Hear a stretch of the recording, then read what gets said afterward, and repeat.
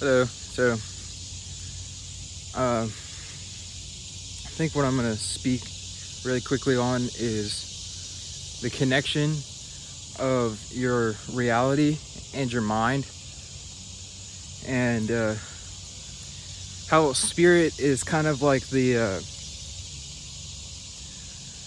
I guess, the connector between the mind and the external experience. So to move from spirit to physicality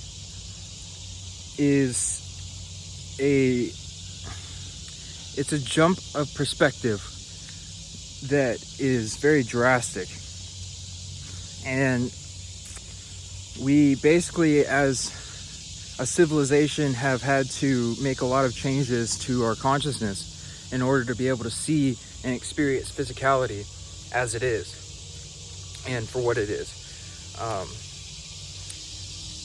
I think that the connection between our mind and what we're thinking and feeling and what we experience externally it goes a lot deeper than what people try to think that it does. Meaning, the things that you're experiencing on your external level are literal reflections of the experience that you're having inside of you. So, and this goes to a level of depth that is it kind of far exceeds, or it far surpasses what the human mind is even able to comprehend. And what I mean by this is that in a previous one I talked about yoga and the connection of spirituality, yoga, and flexibility, and just that kind of shows how, as the mind and body become more flexible, the spirit starts to kind of become flexible as well. And what I mean by that is that you start to see that your reality externally starts to change to be more reflective of your consciousness. So as you start to see past the boundaries of things start to extend as well. And this is what's known as seeing auras and other things like that. It's when you start to see it's like the separation of the physical and the energetic boundaries. And instead of them all being kind of compiled together in one thing, you start to see the kind of layers that make up what it is that you're seeing.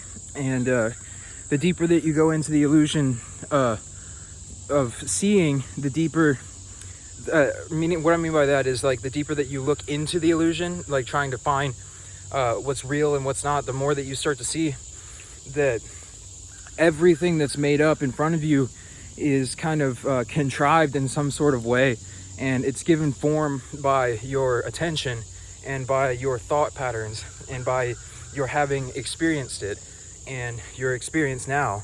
And your memory actually, it gives rise to your experience as well, because things wouldn't have such a physical kind of like concrete form to them, to you, if you didn't have a memory. The reason being is that everything is constantly changing, and it changes differently depending on each person, but it's all the same rate of change, if that makes it, like, it's really kind of confusing, but at the same time it's like understanding that we're all accelerating spiritually at the moment, and we're all moving towards this kind of this spiritual and physical and mental kind of union with each other. And it's like seeing that all of us are on the same path to the same thing, but we're all going at different speeds, but in the end we'll all get to the same path at the same time, because the only thing with speed, like the only thing that differentiates a speed, meaning like how fast you go versus how fast another person goes, is time.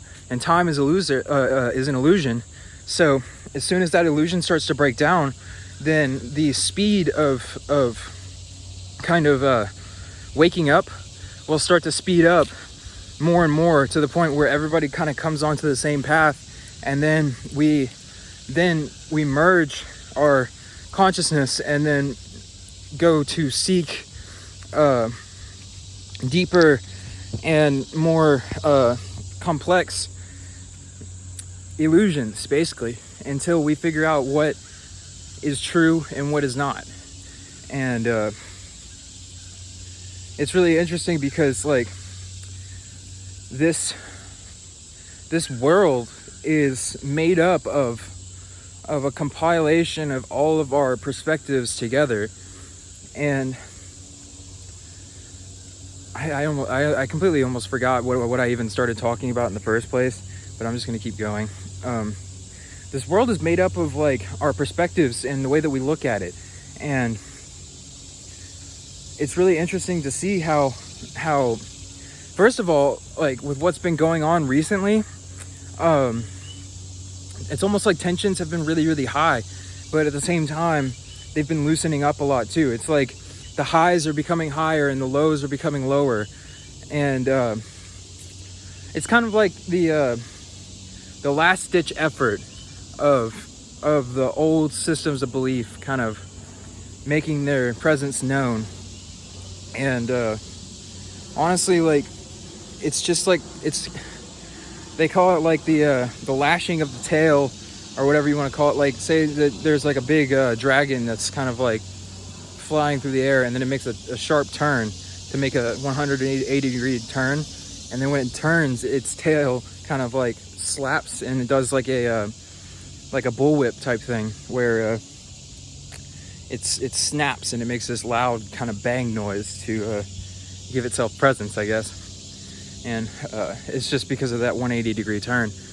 And this is kind of what's happening on the planet too, because as they say, the poles are shifting, and what this means is that our polarity as a group complex is shifting, and the control mechanisms that have been on the planet for thousands of years now are starting to shift into a new power structure, to where the power is being given to the full collective rather than to just a few that want to use the collective for their own purposes.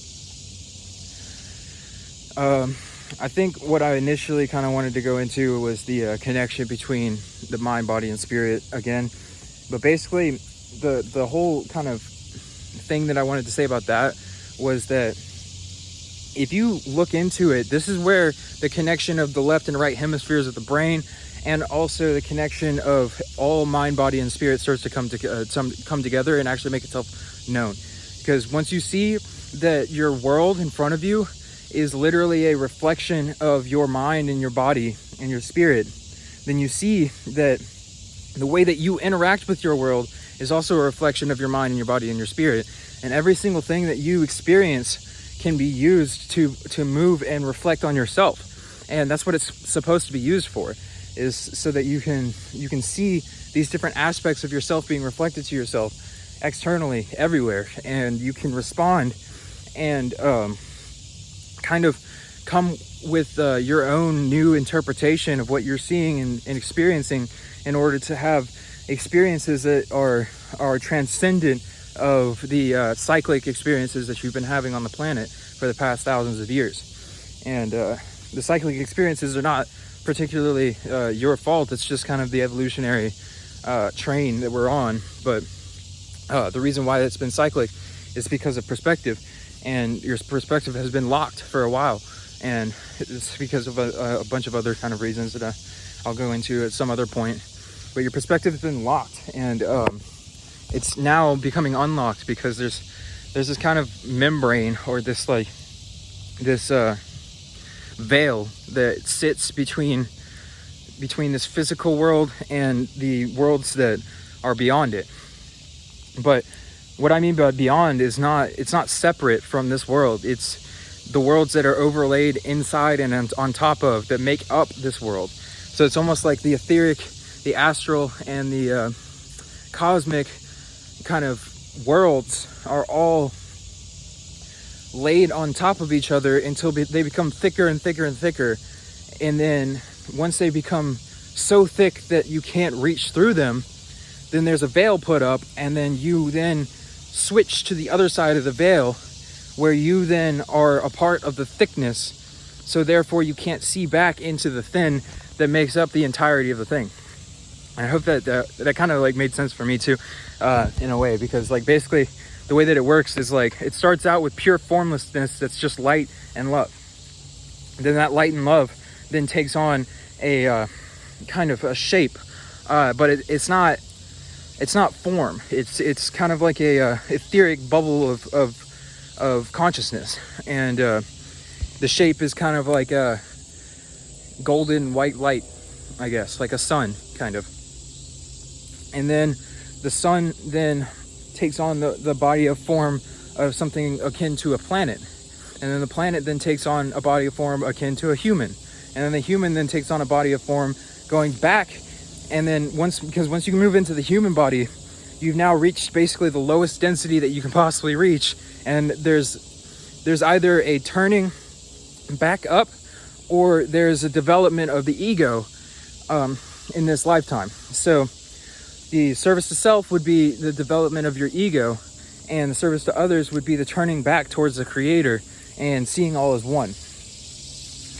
And so basically the way that this was made up was that there was light and love that was conceived, and then the form followed that, because the light and the love, in order to be experienced, became thicker and thicker and thicker and thicker and thicker in the density, in the illusion. So he went from being like very, very transparent to being a little bit more translucent and opaque, and then it kind of just gradually moved into this kind of thick, dense form that you can't see through. And now what's actually possible is that we can go into this dense form, and we can start to basically what we had to do, because we are the consciousness that did this, right? We are the what not this human ego, but this consciousness that made up this form is the same consciousness that has gone through all of these evolutionary steps, and you are a part of that as well. So you have genetic and information and all these different kind of DNA activations that are sitting inside of you, that you can access because you have been a part of this creation. Otherwise you wouldn't be here right now in the first place. And then secondly, there's no possible way for you not to be a part of this creation, because we are all one, and we're all one being expressing itself through fractals of itself. And that is so beautiful in a way, because it literally shows that every single thing on this planet is capable of reaching the same level of connection with itself. And once that's kind of like recognized by all of us, then the seeking towards the creator is then amplified times a million, and we're able to do things in consciousness that were never thought as being possible. And that's like the age that we're moving into right now. It's already being shown with the active green ray bodies in people, and how the limits of consciousness are being stretched, and they're being kind of like morphed, and our illusion is changing in front of our eyes. But we've been so I guess repressed to not see change, and not to want change or understand change, that as the form and the energy changes in front of us, some of us just miss out on it because we just don't see the world as being any different. But if you come to the understanding in your mind that the world is changing, and that we're changing, and that this acceleration of consciousness is coming very, very quickly, then you will start to experience that for yourself. And it won't be something that the new age people are just saying. It'll be something that you have personal experience of, and that you don't have to believe it, because you are it, you know? And there's no way to not experience it eventually, because we all are it. So there's no rush, really. Honestly, like, you can choose service to self, and you can go for the next, millennia or longer, millions of years, trying to develop your ego, which, by the way, ego is a kind of newer thing in consciousness. And that's why it's so prevalent in our society, is because we basically, this is like it's weird because the lowest density of consciousness is actually technically the highest point of evolution that we've been able to get to, which means that our development of selfishness and ego was actually technically our highest point of development, because we separated ourselves as far as we possibly could from divinity, and now we are able to take the information of separation and bring it back into divinity and kind of bring it full circle. But it's really interesting because like everything is kind of backwards in a way. So we're actually like experience everything backwards in a way, because it's already been contrived of and thought of in consciousness and experienced in consciousness. It just hasn't been physically manifested. And now we're literally just we're like the tail end of the comet that is coming after, like the comet has burnt up, but we're still the light that is shining afterwards. And that doesn't mean that you're just going to disappear. Now your ego will disappear, but you as a consciousness and you as a God complex and you as a as everything in the universe, it will not ever disappear. You will just kind of imagine new dreams eventually. But this whole lifetime is kind of like a really I guess real feeling dream in a way.